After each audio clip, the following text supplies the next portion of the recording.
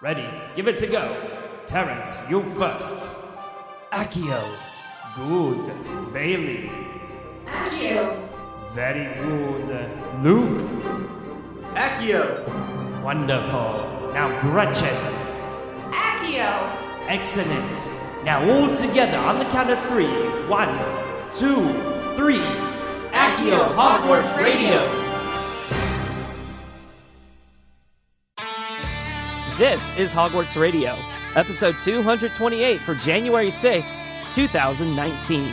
Hogwarts Radio is the official podcast of Wizarding News from HPANA, discussing Harry Potter, Fantastic Beasts, and the rest of the Wizarding world. For the quickest up-to-date news on the franchise, make sure you visit wizarding.news. Hello, everyone, and this is Hogwarts Radio, broadcasting to Harry Potter fans worldwide since 2008.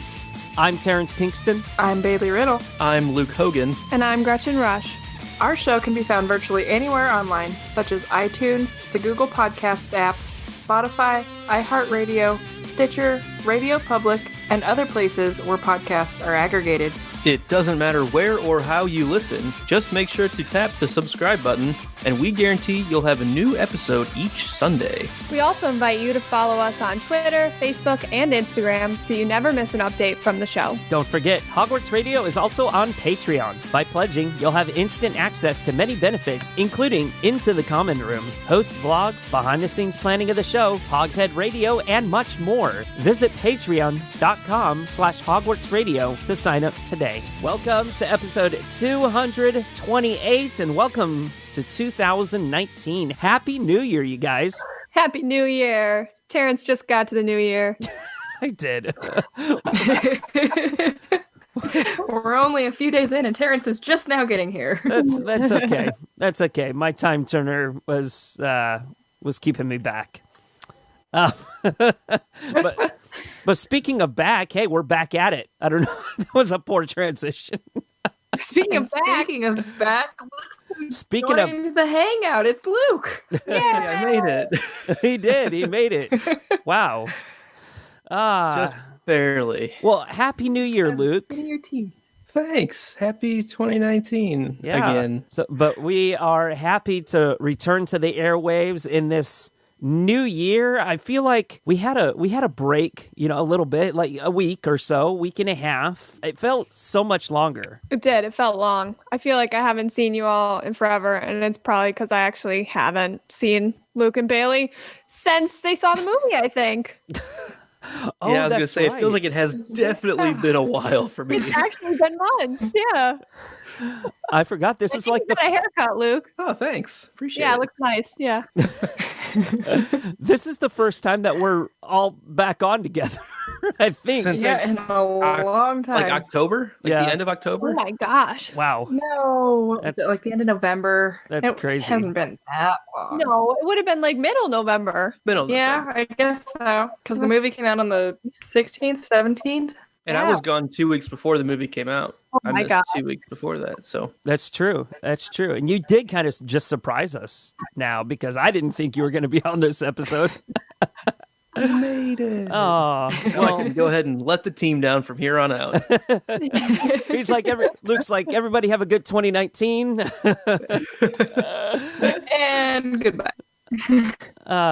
But if you're listening to us while working on your New Year's resolution, keep at it. You can do it. You are a rock star. Whatever it is you're doing. Absolutely. Whatever it is you're doing. And we know people are listening to us because, God, over the past couple of days, I've been noticing our download numbers just really getting a sizable pop. That's it's pretty crazy. So whether you're a first-time listener to the show or you're joining us from last year, we're just glad to have you. Thank you so much for listening. Speaking of the holidays, guys, did anybody get any Potter-related items? Any Potter presents? I pretty much only get Potter presents. My mom has discovered that that's a really easy theme. So that's all she gets me. So I got Ravenclaw earrings and a charm bracelet. I got that pop-up book that shows you all of Hogwarts. It's very, very cool. I highly recommend it. She got me Harry Potter Codenames, the game, which is a lot of fun. And she got me this, like, it says on the box, a fine collectible for adults, not for kids. It's very specific. This is not for children, everyone. So buy it for yourself. It's a little Hogsmeade display, Hogsmeade in the snow. So there is 3 parts and they ship separately. So I only have 2 at the moment, but I have Honeydukes and I have the 3 broomsticks, and they came with a little Ron and a little Harry, and they light up and they're gorgeous. That is adorable. They're so beautiful. Oh, cute. My mom gives me so much Harry Potter stuff that I opened one of my gifts and it was something she had given me a few years earlier. Oh, wow. Yeah. I said, Mom, you already gave me this. She's like, I did. Then she runs into the back of the house. She goes, wait right here. She grabs a huge Harry Potter mug and brings that out. And she goes, here you go, take this instead. She had a backup Harry Potter gift.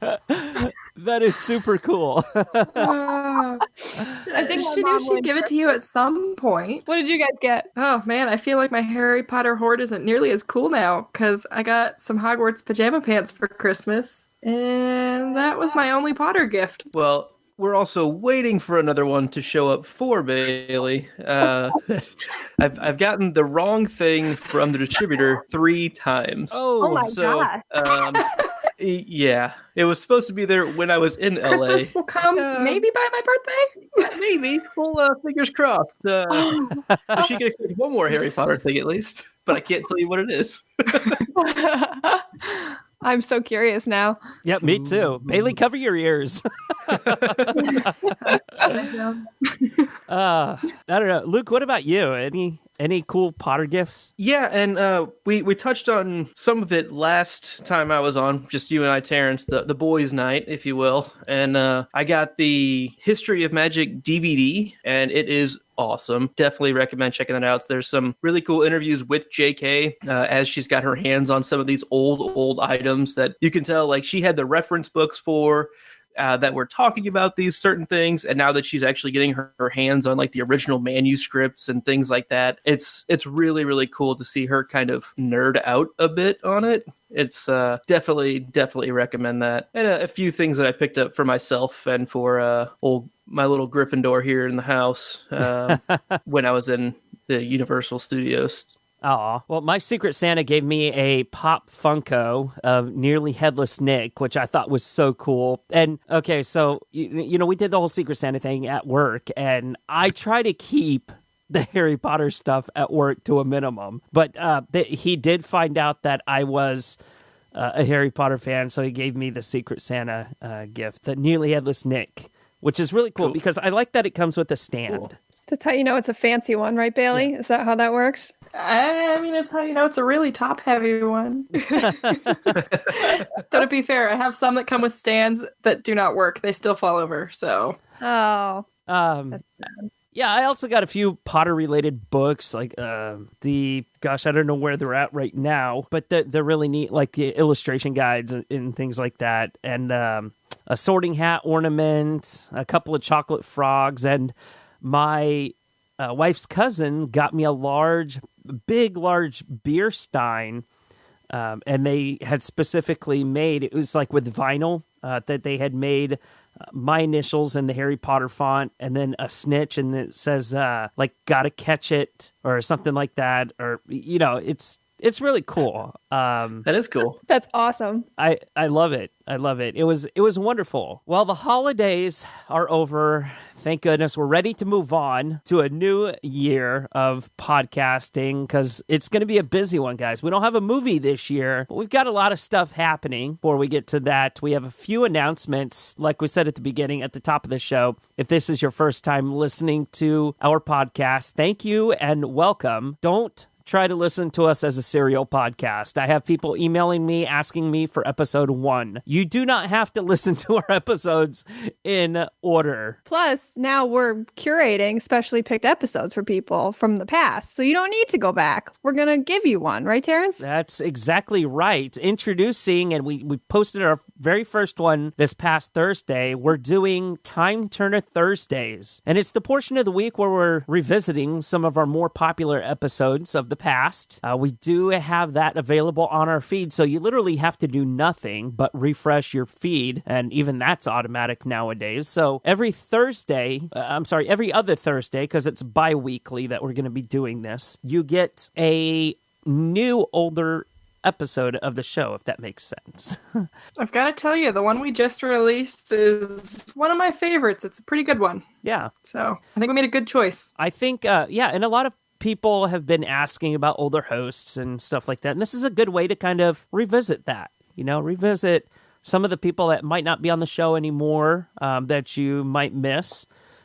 So it's a nice trip down memory lane. Additionally, we do have a Patreon update. Now, we made a few adjustments to our goals over the holidays for the new year specifically. So shorter, more rewarding goals designed for you guys, the listeners, in mind. So, for example, the length of our podcast, we didn't really have a set length before. It's just we press record, we went through our show, and we finished when we finished. Well, now we're only limiting it to an hour long. If we get 15 total patrons, currently we're at 10. If we get 15, we're going to increase the runtime to an hour and a half. So that's pretty easy to do, and we get to leave in a lot more of some of the most hilarious moments like that. That's probably going to get cut.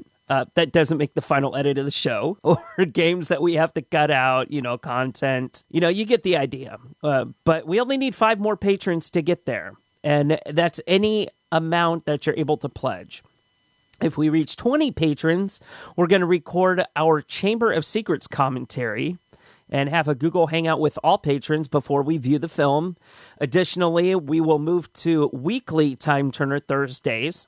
And all of this, guys, it's super easy to sign up, and your pledge really goes a long way to helping us produce more Hogwarts radio content for you guys. And that's our ultimate goal. Also, it's super fun to be a patron. I'm a patron of 4 podcasts, I think. And it's just fun to have that community to share with people. Our Patreon user Slack chat is super fun. And we just kind of share random thoughts, and that you can, if you see something Potter related that you think is funny, you can send it out and other people will find it funny. So even beyond just the content, it's cool to have a community of like-minded people. It's like our own special little subreddit, just for us. And it's kind of neat because, there's times like, hey, I would like to chat with somebody about this thing in Harry Potter, but I don't want to bug anyone that I know in real life. It's so true. That happens multiple times a week. This is a safe place. I mean, I think we all know, host-wise, that we can ramble on and on and on. Sometimes there's times where we record for 2 and 3 hours. So there's a lot that listeners miss when the podcast actually goes out to the feed. So if we get a couple more patrons, you don't have to miss out. That's it. A little bit goes a long way. And at times we live stream to our patrons while recording. So you would get the full unedited, uncut in that regard too. So. That's fun. Sometimes. So much Hogwarts radio, you don't know what to do with it. So much gallon of water challenge, you don't even see it. Oh, that's not, no, we're not going to bring that up. Never not funny. It's never not funny. What is it that Hagrid says? Better out than in. Yeah, with the slugs. Yeah. Oh, I thought you were quoting Shrek. Did I sound like Shrek there? It's in both. Okay, I'm not crazy. Okay. No. Not yet.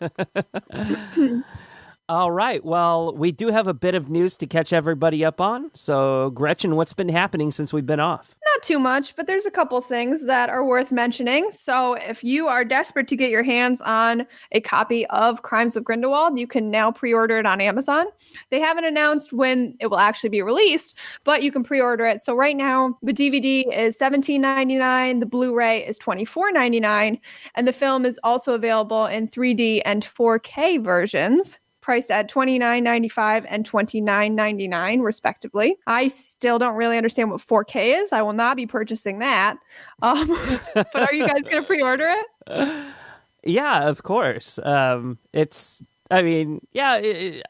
cool. I'm glad that the news is finally coming out. I feel it's a little soon. The movie's been out for a month and a half.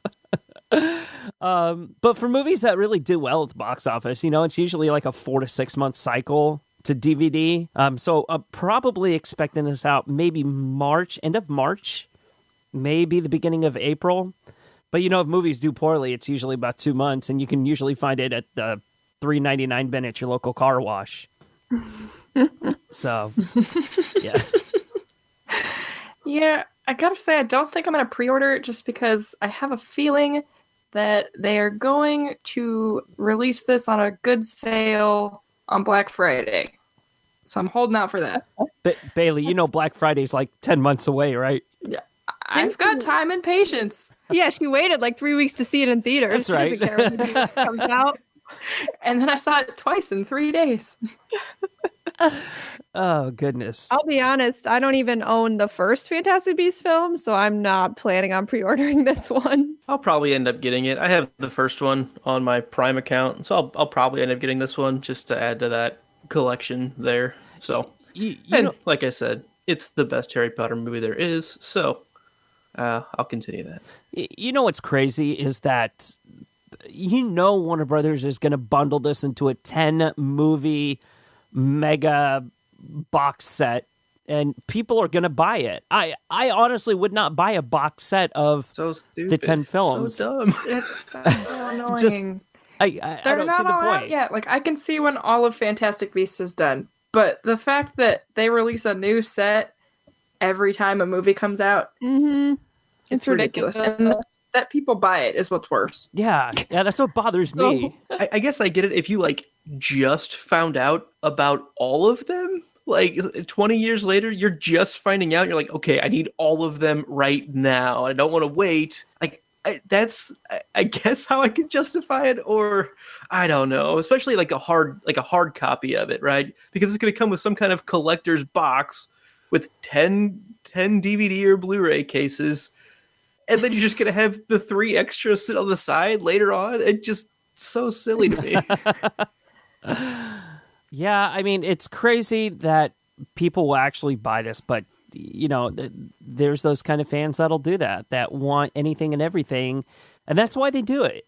That's why they bundle these 10 movies together, and then they did a 9-movie set, and then if they've done it for ever since the first 2 have come out, they've just bundled them together, and people will buy it. Even people will buy it as gifts, and people that may not be necessarily Wizarding World fans will buy it for people that are Wizarding World fans, and we'll just get it and be like, oh, thanks. There's 3 more movies that are going to come out, but thanks. It's the thought that counts. That's it. That is it. So true. So if you are in the Chicago area, you should head on down to the AT&T flagship store on Michigan Avenue to check out this really cool experience. You can now see the world of Fantastic Beasts in augmented reality using the Magic Leap 1, which is a set of mixed reality goggles which allow users to experience augmented worlds using AR technology. So you have 4 days to get to the AT&T flagship store. Plenty of time if you live in Chicago. Get your butt there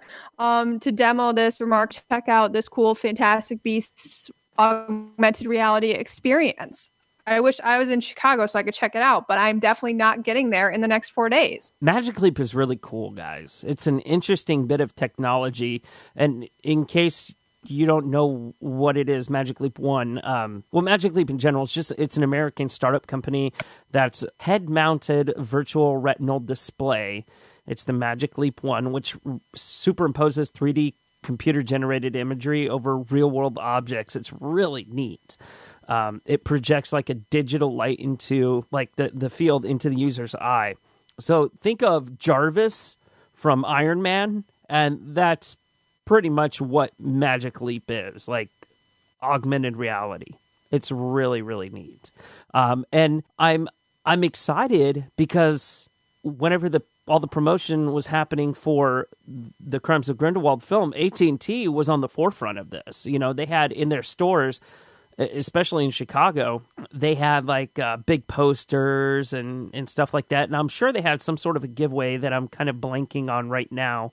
But that's super cool that, they've kind of they're kind of using Fantastic Beasts with this technology, and people can experience it. I think that's amazing. Yeah, all these things basically find a place on surfaces in your room. It's a lot like Pokemon Go is augmented reality. It interacts digital images on top of real world things. And so, yeah, I could see that being definitely pretty neat with the Fantastic Beasts world. Yeah, this is really cool because I've done like the Google Glass, and that's different because it's virtual reality. So you're entering kind of that field. But with augmented reality, you're staying grounded in where you are, but they're adding an extra layer to it. So you see like a Niffler scrambling across the table in your AT&T store. Like, it just sounds really cool. Yeah, I'm a little sad that I don't live much closer to Chicago because I think I would make the drive to go see it if I did. I guess since I'm the closest, does that mean I have homework? Is that You have to go now. my Yeah. responsibility? You have a few days, Luke, to get up there. I have to go to Chicago. I was waiting for that to come.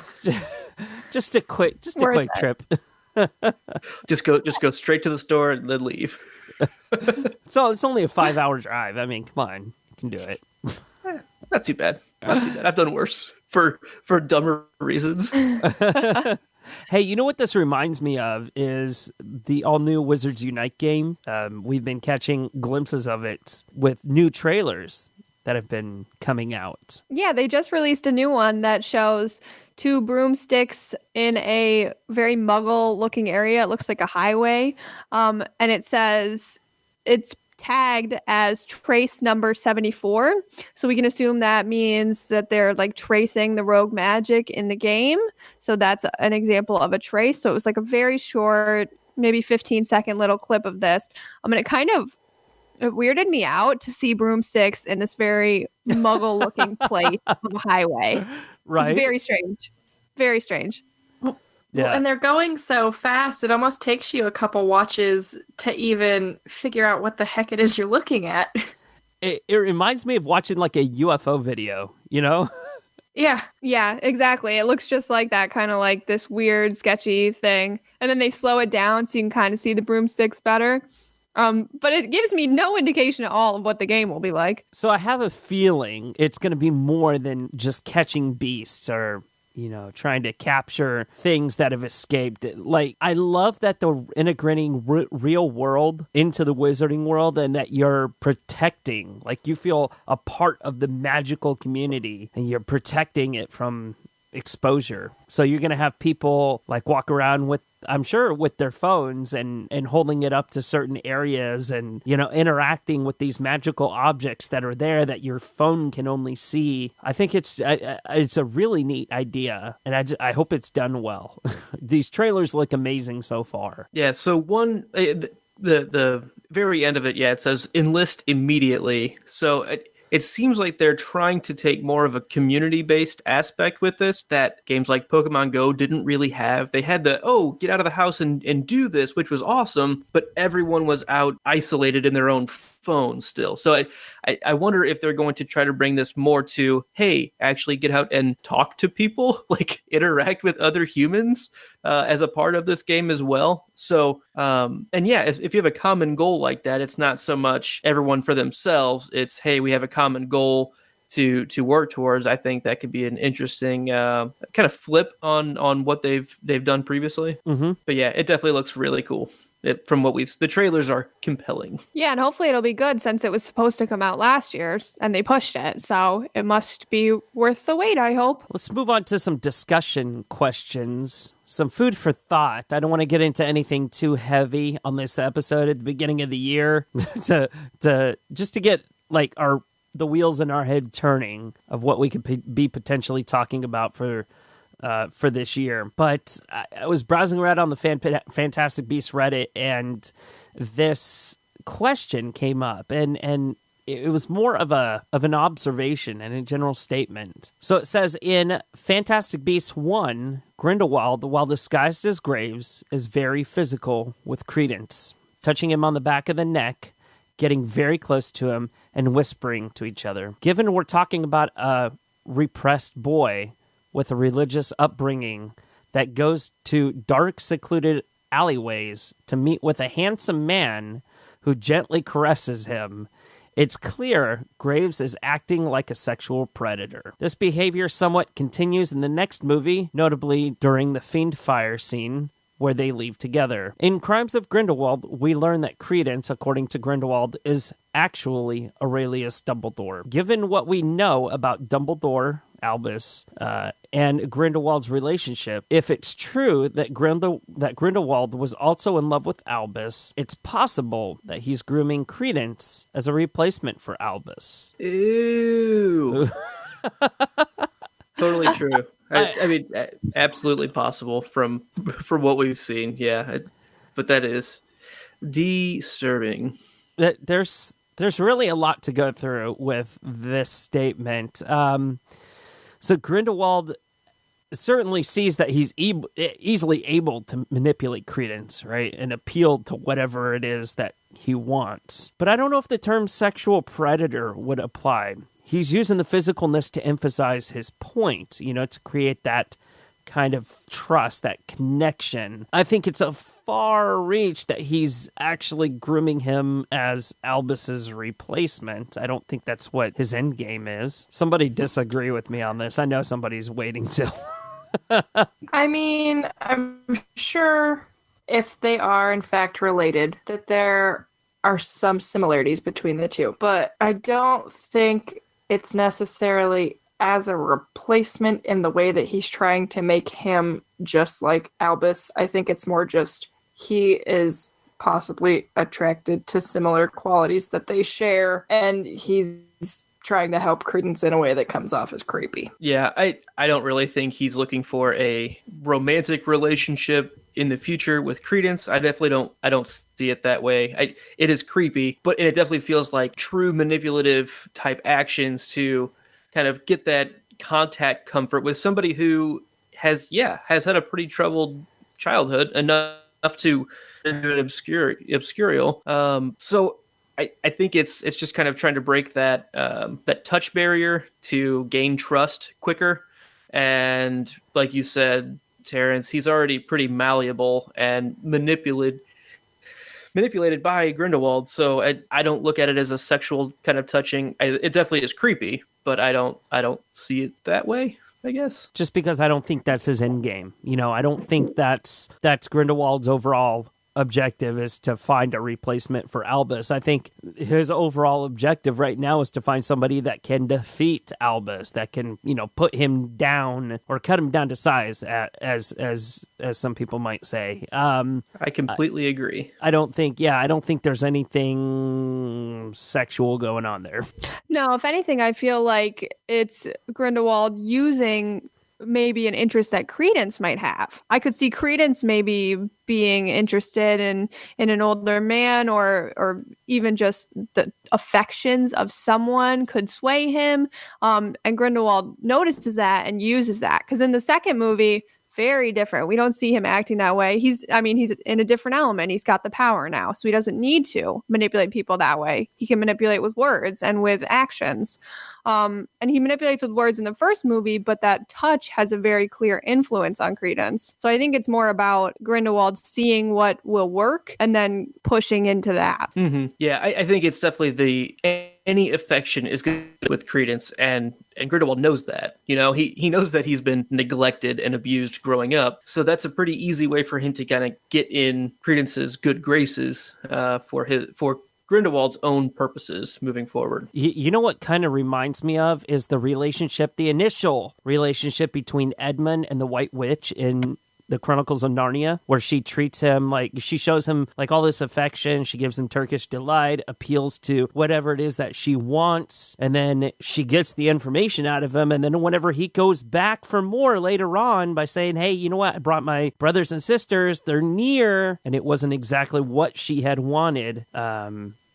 She went off on him. And I think that might happen with Grindelwald and Credence. He's not necessarily going to give him what he wants, and Grindelwald is going to be upset with that. So speaking of Credence, what do we see his role as in Fantastic Beasts 3? Obviously, we were hit with that bombshell at the end of the the end of Crimes of Grindelwald. Is this more of a soul-searching movie for Credence, or are we going to see some action? Are we going to see what Grindelwald has in store for Credence, how he's going to wind him up and set him loose? Or, like, what is Credence's role going to be for the third film? I think we're going to see Credence learning about himself through the eyes of Grindelwald, I guess, or at least what Grindelwald knows or claims he knows about Credence. And I think we're going to see Credence learning about how to use magic in general. But he's definitely going to be a bigger part of this movie, just solely based off of what we found out at the end of Crimes of Grindelwald. Yeah, I think he's going to have a lot of magical learning going on, trying to truly learn how to harness not just the Obscurus power, but also his innate magical power, because the Obscurus power is all he knows right now. And he's pretty clearly, we saw in his scene with Grimson, able to kind of control that enough to get to the point that he needs to get done at the time. So I think it's going to be a lot of learning for him and being used, probably put in some dangerous situations. And I don't think it's going to be very good for him emotionally. I don't know if he's going to realize that he's being used because he's also being empowered while doing it. So I don't think he's going to make any turns for the better next movie, but I think eventually he might. So, okay, are you guys ready? I'm going to get the wheels turning here, and we're going to go full steam with this. But how many of you are familiar with the ring composition theory? How J.K. Rowling wrote the Harry Potter books? Like, the first book is connected to the 7, the second to the 6, the third to the 5th, and the 4th is kind of the middle. Yes. Okay. Kind of, sort of. I mean, John Granger, who we've had on the show before, preaches this quite a bit. But if J.K. Rowling is using the same kind of composition technique in these movies, this might give us a clear indication of how these characters are going to act in the third Fantastic Beasts film, because if she's staying true to that technique, they're going to parallel the first movie. So think of like what went on in the first movie with Credence, you know, and I think, Luke, you just really hit it on the head there. That's why, like, all these bells started to go off in my head. Like, this movie, yeah, he's going to be doing a lot of soul searching, much as he was this past movie. It was a search for identity, right? But now it's a search of how he became who he is and who he is going to become. So I think that he is going to be used by Grindelwald. It's not going to be positive. He's going to go through a lot of emotional abuse, much as he did in the first movie. And then it's just not going to end up well for him. Like, he's going to end up hurting somebody, or somebody's going to end up hurting him, or vice versa. And at the end, I think that's when he's going to start making the turn to the understanding that him and Newt originally had in the first movie, where he said, you know what, Credence, I can help you. We didn't see anything like that in the second movie. And you know, at the end of the third, I think that's where that turn might happen, where Credence starts to become good. Not necessarily saying that he's bad now, but you know, you guys know what I'm saying. He's a good guy being brought to do bad things. But I want to explore that even further. Perhaps on a future episode we can dedicate it and even get John back on the show. I think that would be a fascinating subject to cover, is the ring composition theory, if she's doing the same exact thing for this film series. Because that will answer a lot. That will put a lot into perspective for us. And that might even change the way that we feel about, you know, the first movie or the second movie, or even after viewing the third, you know, that one. Let's talk about Newt and Dementors.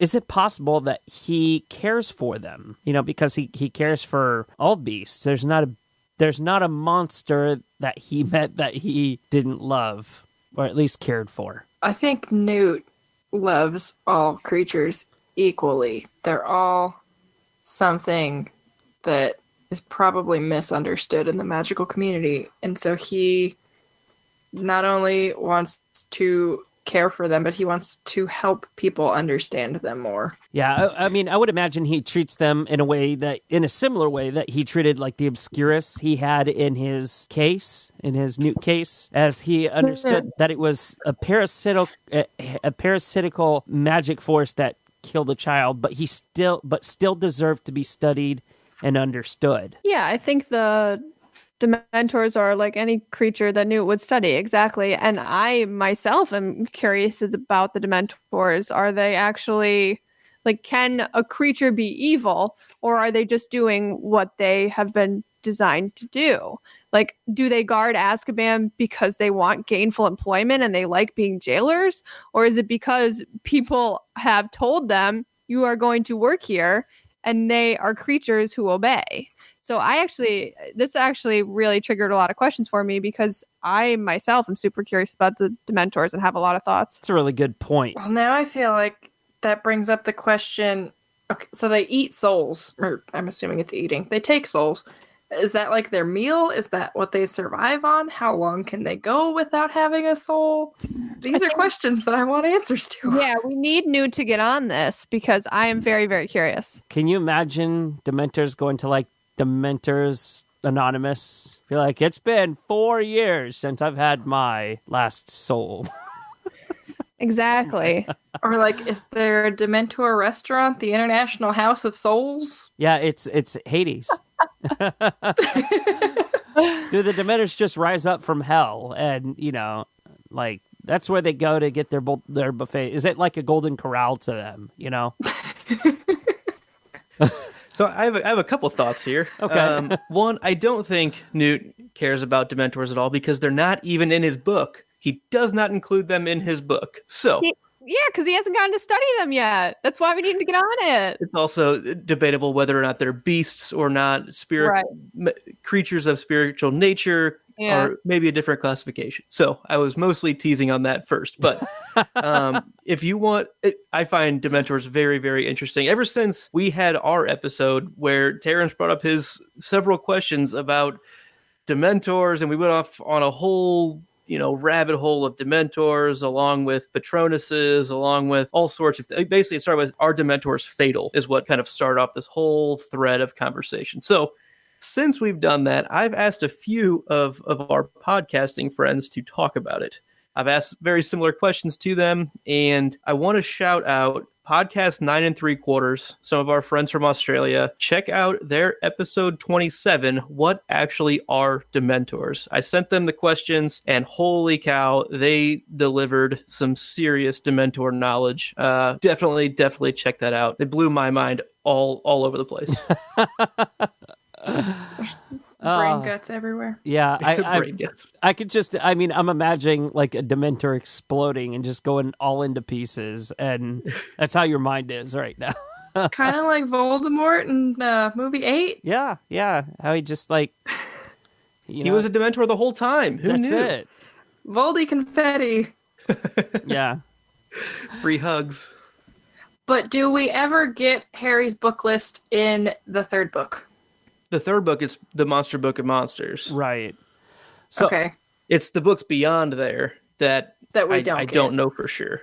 Okay, so hypothetically, and this is not a stretch because whatever, but okay, so Harry's book of Fantastic Beasts and Where to Find Them is, and it's like 52nd edition or something like that. Are Dementors included in that?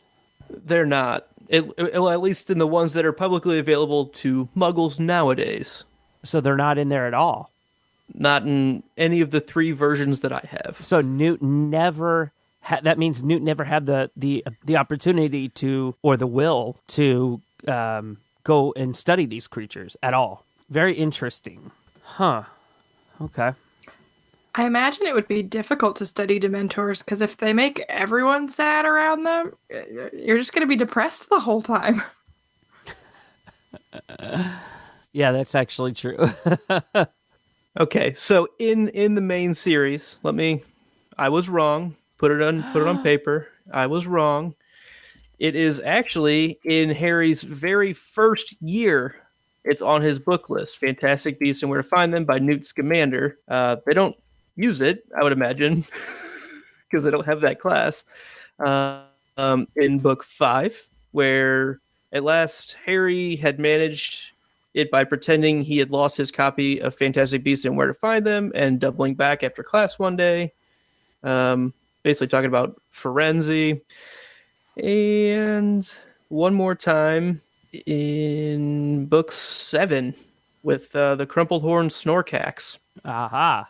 I wonder if it's not a textbook for like some kind, like history of magic or something, but like just a general magic intro. It's just a type requirement to being a magic person. Yeah, you need to know about the creatures that are in your world. Yeah, it's like the college textbooks you have to pay $400 for, and you don't even need it for the semester. Yeah. Ooh, still paying for those. Don't remind me. Anyway, that's interesting to hear. We'd love to hear what everybody else thinks. Send us an email, staff@hogwartsradio.com. We'll be happy to talk about your theory. Also, check out what Luke was saying, the podcast 9 3/4. Jem and Rhea do some amazing work down there in Australia. So hopefully we can put our heads together, do an episode, podcast 9 3/4 radio. We're just going to add radio onto every episode, every crossover show that we do. The podcast It that must works not so be named well. radio. Don't name your podcast radio. Not named radio. Well, we've got so much to look forward to in 2019. We kind of touched on a few things last episode, but we kind of want to talk about some things that we're, really excited for this upcoming year. Even though we don't have a movie coming out, that's fine. We don't even know if there's going to be a title release. We'll get to that in a minute. We don't know if there's going to be any pictures. We know that filming is supposed to start soon. On the third Fantastic Beasts film. But aside from that, it's going to be a real quiet year. The new Universal ride which is taking the place of Dueling Dragons in Orlando, is going to open. And to be honest, I wasn't too crazy about the ride, but from photos of that people are sending their drones over this area and taking photos, this attraction looks massive and really, really neat. And that's only half of it, right? The other half is the experience the rider has on the ride itself. I'm really sad about losing Dueling Dragons or Dragon Challenge. I enjoyed that ride quite a bit, and the line for that was awesome, I think. But I am so excited to see what this new ride is going to be like. And it's definitely going to be on my travel plans for 2020 because my 2019 is pretty booked up. Gretchers, what about you? Yeah, I never got to go on the Dragon Challenge because as soon as we got in line, the ride got shut down the one time I went. So I'm okay with losing that. Never got to experience it. This looks really cool. And I'm going back tentatively this July. And they haven't announced when this will be open, but looks like a lot of progress has been made. So I am optimistic. We'll see if that works out for me. Luke, any plans to make it down to Orlando this year? I am pretty booked up on traveling already this year. As it's one reason I've focused so much on my New Year's resolution of keeping my goals and budgets again, because I'm looking forward to more planned things this year than I have in my entire life, and that's worrisome. Yeah. Yeah, because some of them cost a lot of money.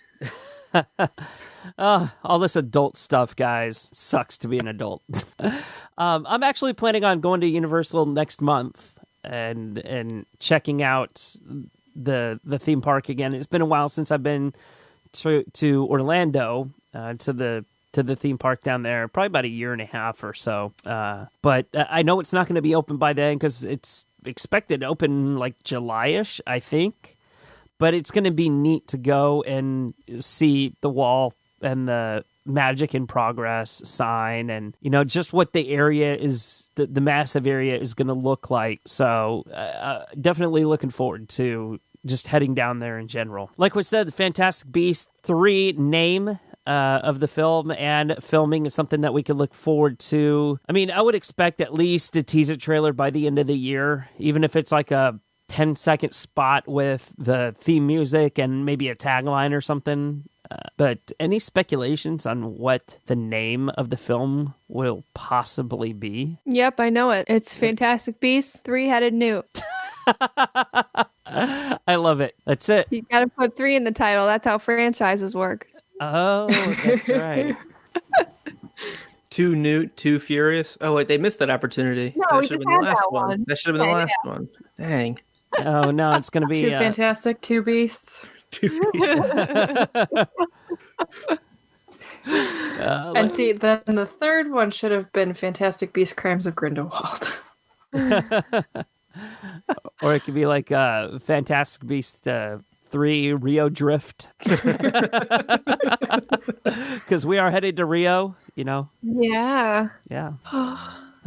Broom drifting.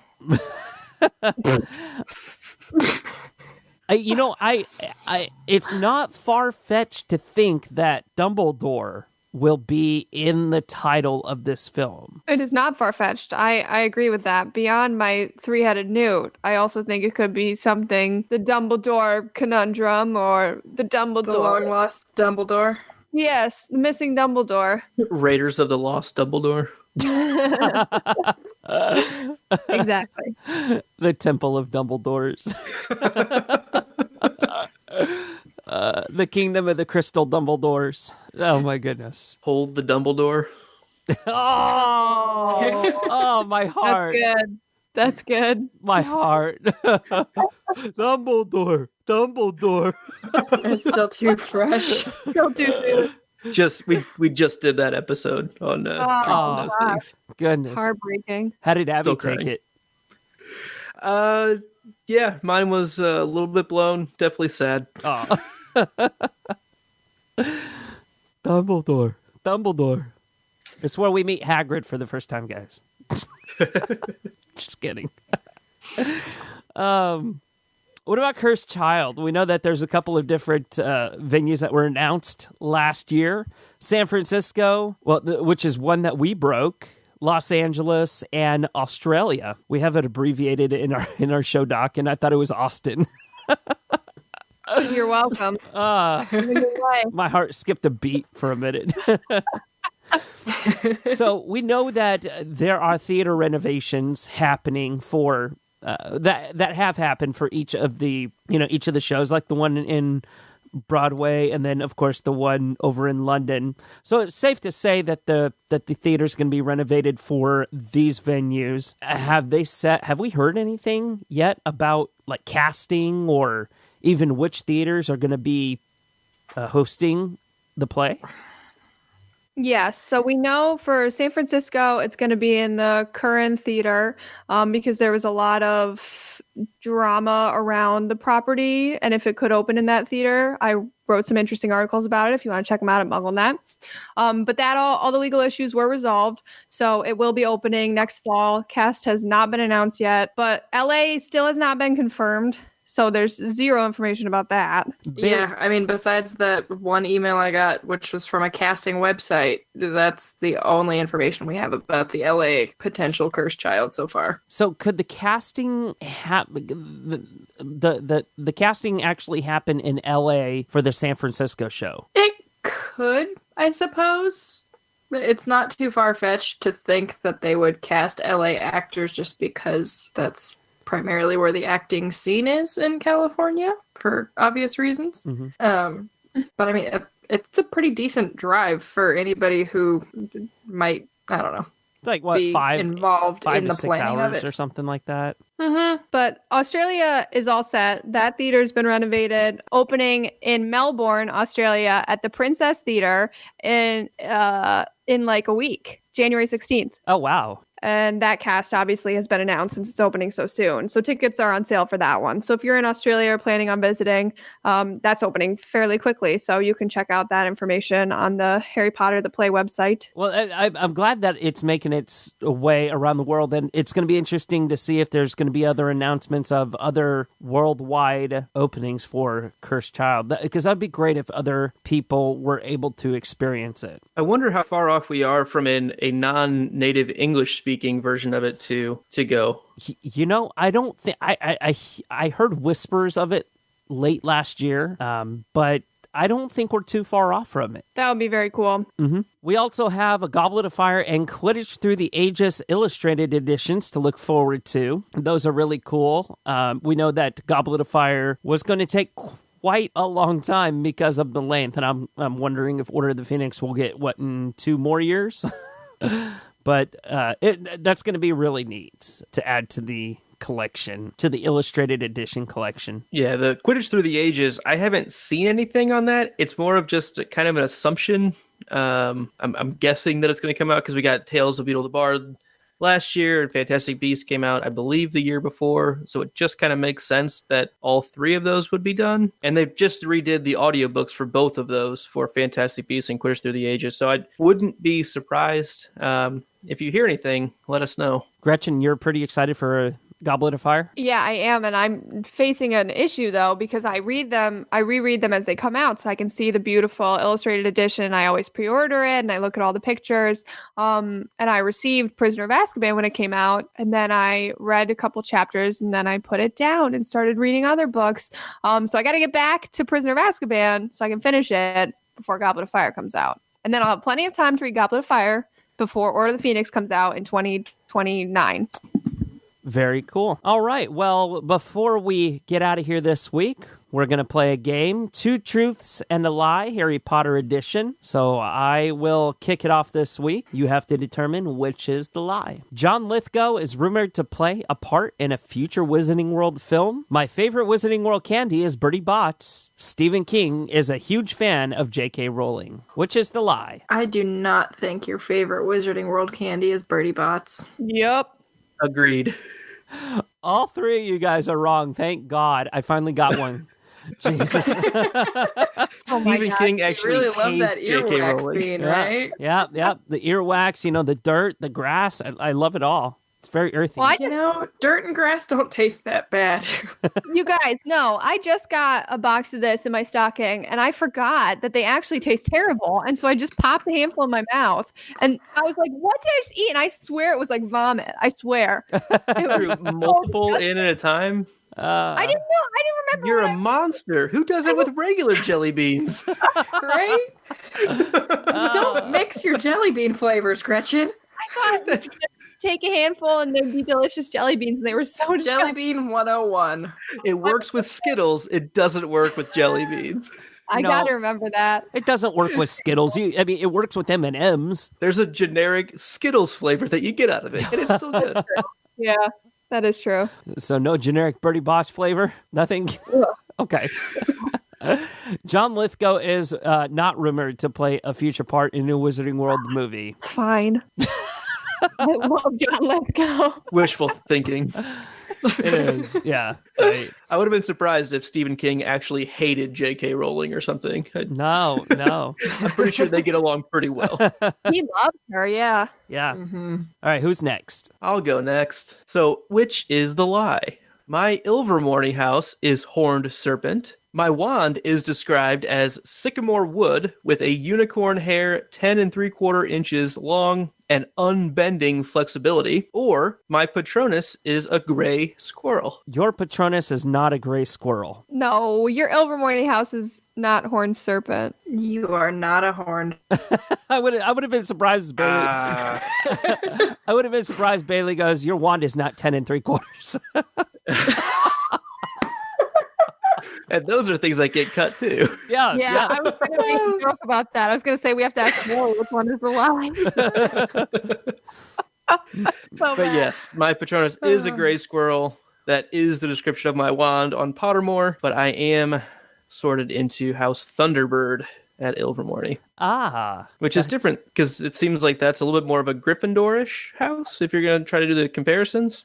And my Hogwarts house is Ravenclaw, so Yeah. seems like Horned Serpent could easily fit. But alas, no. Interesting. Who's next? I will go. So, last week, I purchased a Harry Potter shirt. My favorite Wizarding World drink is hot butterbeer, and my wand has a phoenix core, which is the lie. Okay, so I believe that you bought something Harry Potter related last week, and it was a shirt. That is not a stretch. Am I It's that not- predictable? But I bet it was a Funko and not a shirt. That's where I'm having a hard time with. It's either a Funko Funko or a shirt. No. You know what? It isn't. You didn't buy a shirt last week. Everything else is true. I don't think you bought a t-shirt last week either. Not a Harry Potter shirt. Gretchen. That was what I was gonna say. Yeah. You're all wrong. Oh no. My favorite Wizarding World drink is not hot butterbeer. Yeah, that was my second guess. Wait, what? No, my mind is blown. I thought it That was. is my favorite type of butterbeer, but my favorite Wizarding World drink is a Hogshead Brew. Man, talk about laying Luke the should have known groundwork. this. Well, the details. And I told you about this shirt 2 nights ago. Ugh. don't trust me in memory. Sorry. I showed it to you. Oh my gosh. Oh, Jesus. Yeah, you're right. Come on. Disappointing. It's for you. Aw. It was a shirt for him and he forgot. Sorry. Undo obliviate. Doesn't work for me. Damn it. All right, here are mine. Okay. I've seen Crimes of Grindelwald 3 times. When I was younger, I could recite every word in the Chamber of Secrets movie from memory. My Christmas tree skirt has a Harry Potter tree skirt, homemade. Oh. I don't think you've seen the movie 3 times now. I think you've seen the movie more than 3 times. I don't think your Christmas tree has a Harry Potter tree skirt. Oh, you are wrong, Terrence. Of course. My Christmas tree does have a Harry Potter tree skirt. My mother As made it it. should. As it should, of course. No, I have not seen it 3 times. Can you guess how many times I've seen it? Once, twice. Once. One. I don't care enough to watch it again. I'm going to. I don't care enough to go to the theater again. I haven't seen any movie in the theater since then. Oh no! But whenever you were younger, you could recite every word in the Chamber of Secrets movie. I couldn't. It was very weird because I've told this story before. How I got that. I got Chamber of Secrets on DVD as a gift from my mother when I got my tonsils out, and so I watched it a lot. And then I had really bad insomnia when I was younger, so I would lay on the couch because being in my bed wouldn't help. So you switch locations, you know. So I'd be laying on the couch and I would play the music would start, and then the dialogue would start, and I don't even remember. How does the movie start now? Hedwig. I can't let you out, Hedwig. Yes, I can't let you out, Hedwig. If I see, I can't even do it now, but I used to be able to do it, and I could do I'm like not the whole supposed to use movie, magic and I would do it for my sisters. They hated that, so They hated that. I mean, who needs to watch the movie when you can just have someone recite it for you? It's like Harry Potter on the go. yeah, some 12-year-old American little girl recite it for you with a terrible accent. So yeah, I used to be able to. Sounds like an old court jester, like a standing like in front of court, and it's like, and now I will recite the entire Chamber of Secrets. That's exactly what it was. And it just drones on for hours. Or maybe like a minstrel, and you have your lute, and you just, bling.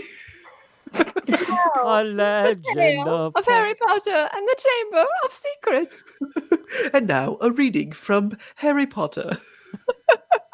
But she sings it instead. I Right. can't let you out, Hedwig.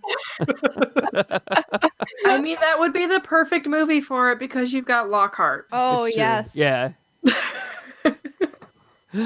Well, we've had a lot of fun this week, but it is time to get out of here. The show ran just a hair over an hour, down to its final edit, but we're looking forward to talking more about Crimes of Grindelwald, Fantastic Beasts in general, and of course the Harry Potter series. We got to get back to our Dumbledore's Army discussion that we had going before the Crimes of Grindelwald movie. Do you guys remember that one at all? Heck yeah. Okay. We definitely did. We did all the Marauders and then started with Neville, right? Yeah, and we went through Neville and Cho, I believe. Show. Yeah. Yeah, so we've got quite a few characters to get through. It's going to be a busy year for us over here at Hogwarts Radio, and we look forward each week to bringing you the very best in Harry Potter content through our wonderful podcast. Don't forget to follow us on Twitter, like us on Facebook, give us a like on Instagram and a follow as well, and keep up with us